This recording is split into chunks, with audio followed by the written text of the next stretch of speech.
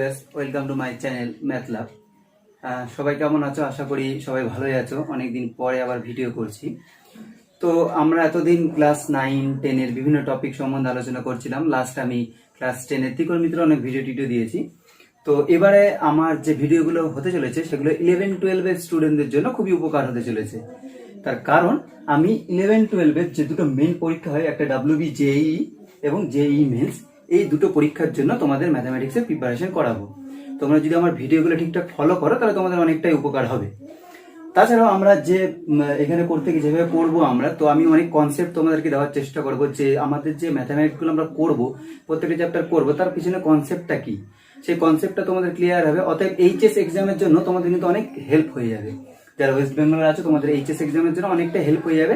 এছাড়া তোমাদের WBJEE আর JEE men's, এই দুটো পরীক্ষা আমার মেন টার্গেট থাকছে। তো ম্যাথামেটিক্স এই দুটো পরীক্ষাতে কিন্তু অনেকটাই কন্ট্রিবিউট করে, প্রায় 50% মতন কন্ট্রিবিউট কিন্তু ম্যাথামেটিক্সেরই থাকে। তার মানে তুমি যদি ম্যাথামেটিক্সটা ঠিক করে করো তাহলে কিন্তু তোমার প্রায় অর্ধেক জার্নি কমপ্লিট হয়ে যাচ্ছে। তো দেখো, আমি এখানে কিছু কিছু জিনিসপত্র লিখেছি। তো তার আগে আমি একটা তোমাদের কাছে রিকোয়েস্ট করতে চাই যে তোমরা যারা আমার চ্যানেলে নতুন আছো, তোমরা প্লিজ আমার চ্যানেলটা সাবস্ক্রাইব করো।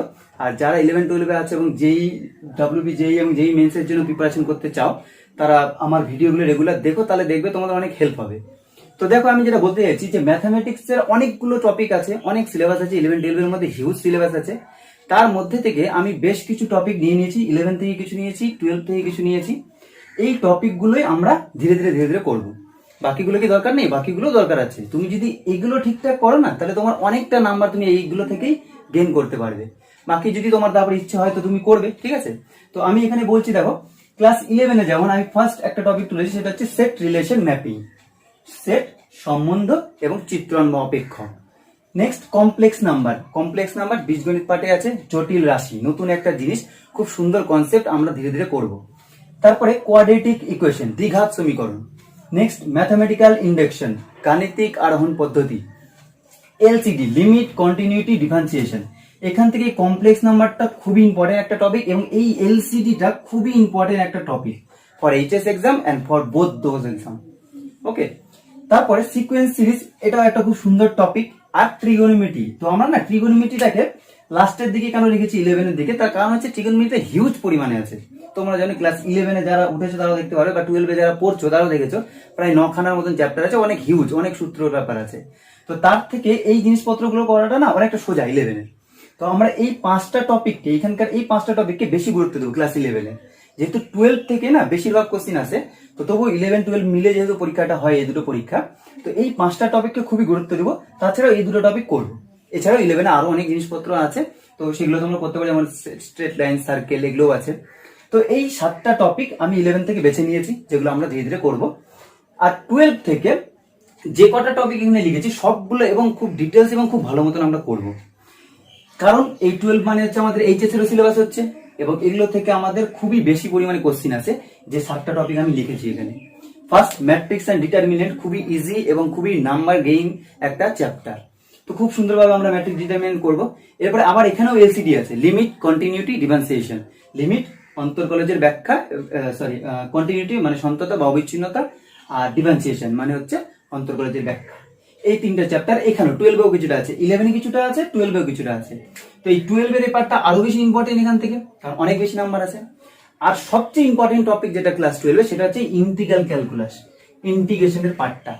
তোমরা দেখবে প্রায়, আর একটা হচ্ছে ডিফারেন্সিয়াল ইকুয়েশন। এই 3টা মিলে তোমাদের 12-এর প্রায় অর্ধেক সিলেবাস, এই 3টা মিলে। এবং এই 3টা টপিক থেকে না প্রচুর পরিমাণে কোশ্চিন এই দুটো পরীক্ষাতেও আসে, ঠিক আছে? তো এই 3টা আমরা করবো। নেক্সট 3D, নতুন একটা জিনিস 3D। আমরা 2 ডাইমেনশন শিখেছি, 2D শিখেছিলাম, দুটা ডাইমেনশন উপরে এক্স এর উপর কি করে করতে হয়। আর 3Dটা একটা নতুন জিনিস, ঠিক আছে? তো এই 3Dটা 11-এর একটা চ্যাপ্টার, তবু আমি 12-এর মধ্যে এটাকে ধরে রেখেছি। কেন? কারণ আমি JEE মেন্সের জন্য আমাদের করাতে যাচ্ছি, মানে আমি এই টপিকগুলো বেশি পরিমাণে করাবো, সেই কারণে। নেক্সট ভেক্টর, নতুন একটা চ্যাপ্টার, ক্লাস 12-এর নতুন একটা ধারণা পাবা ভেক্টরের। এই ভেক্টরটাও খুবই ইম্পর্টেন্ট, এবং এখান থেকেও কিন্তু প্রায় অনেকটাই কোশ্চিন, 5 মার্কসের মতন কোশ্চিন চলে আসে, বেশি আছে, 5-এর বেশি আছে। আর স্ট্যাটিস্টিক এন্ড প্রবাবিলিটি, এইটাকে আমি 12-এর এইখানে লাস্টে রেখেছি। তার কারণটা কি, স্ট্যাটিক্স এর প্রবাবিলিটি খুবই ইজি জিনিসপত্র, কিন্তু এর ভাবনা চিন্তাটা ভালো রাখতে হয়। যাদের এর জন্য কনসেপ্টটা খুব সুন্দর রাখতে হবে এবং ভাবনা চিন্তা খুব ভালো রাখতে হবে। যারা ভাবনা চিন্তা খুব ভালো রাখতে পারবে তার স্ট্যাটিক্স এর প্রবাবিলিটি অঙ্কগুলো খুব ইজিলি করতে পারবে। মানে ভাবনা চিন্তার ব্যাপারে যারা করেছে হয়তো 11-12 স্ট্যাটিক্স এর কিছুটা পার্ট আছে, আমি এখানে রাখিনি কারণ এইখানে এসে আমি এটাকে গুরুত্ব দিয়েছি। 12 যে স্ট্যাটিক্স এর প্রবাবিলিটির পার্টটা আছে সেটাকে আমি গুরুত্ব দিয়েছি, কারণ 11 এর পার্টটা থেকে খুব একটা আসে না, এই 12 এর পার্টটা থেকেই আসে স্ট্যাটিক্স এর প্রবাবিলিটি। ইজি জিনিস, কিন্তু একটু বুদ্ধি খাটাতে হয় এবং মাথাটা ভালো করে খাটাতে হয়। তো আমার যেটা বলার কথা যে এটা আমরা করব, তবে এটা আমাদের লাস্ট টপিক থাকবে। এই 3টা পার্ট এখান থেকে খুব ভালো মতন করতে হবে আমাদেরকে নাম্বার গেইন করার জন্য। এইচএস এরও অনেক হেল্প হবে এবং এই দুটো পরীক্ষাতেও অনেক প্রচুর পরিমাণে নাম্বার থাকে। এই 7খানা টপিক আমি ক্লাস 12 এর জন্য রেখেছি, আর এই 7খানা টপিক আমি ক্লাস 11 এর জন্য রেখেছি। এছাড়াও আছে, তোমরা ইচ্ছা হলে করতে পারো। তো আমরা ধীরে ধীরে যেরকম করে আমি টপিকগুলো রেখেছি এইভাবে রেখেছি, এই টপিকগুলো অনুযায়ী আমি করাবো। প্রথমে আমি ক্লাস 11 এর জিনিসপত্রই শেখাবো, কারণ 11টা না জানলে না 12টা ঠিক করা যায় না। তো যারা ধরো 11 এ উঠেছো, সায়েন্স নিয়ে পড়বে ভেবেছো, তোমাদের রেজাল্ট যদিও বেরায়নি, তবে সায়েন্সটা তো আর রেজাল্টের উপর ডিপেন্ড করে না। তোমার যদি ইচ্ছে থাকে, শেখার ইচ্ছা থাকে, তবেই তুমি সায়েন্স নিবে। আর যারা সায়েন্স নিচ্ছ তারা অবশ্যই এই পরীক্ষাগুলো তো অন্তত 2বার হলেও দিবে, কারণ যখন আমি সায়েন্স নিচ্ছি এগুলো আমার কাছে একটা অপরচুনিটি, আমি কেন এগুলো দেবো না?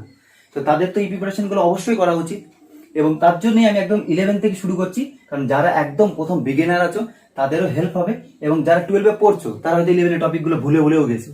তো তোমরা যদি দেখো তাহলে আবার তোমাদের একটু রিকল হয়ে যাবে, তোমাদের সুবিধা হবে পরীক্ষার জন্য।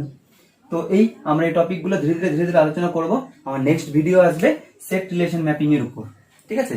তো এটা হচ্ছে 11-12 বোথ মিলে আছে, আমি শুধু 11 ঘরে রেখেছি, 12 এরও কিছুটা পার্ট আছে সেট রিলেশনে, সেটাও আমরা করব। তো এই ছিল আজকে আমার এই ভিডিওর আলোচনা। তো তোমরা যারা এই পরীক্ষা দুটোর জন্য প্রিপারেশন করছো, বা যারা 11 উঠেছো, যারা প্রথম সায়েন্স নিয়েছো, যারা বিগিনার, তাদের জন্য অনেক হেল্প হতে চলেছে আমার এই ভিডিও। তো আমি আশা করছি তোমরা আমার ভিডিওগুলো দেখো, তাহলে তোমাদের অনেক হেল্প হবে। এবং আমার চ্যানেলটা তোমরা সাবস্ক্রাইব করে রাখো, যাতে খুব ইজিলি তোমরা আমার ভিডিওগুলো পাও। Thank you for watching my video.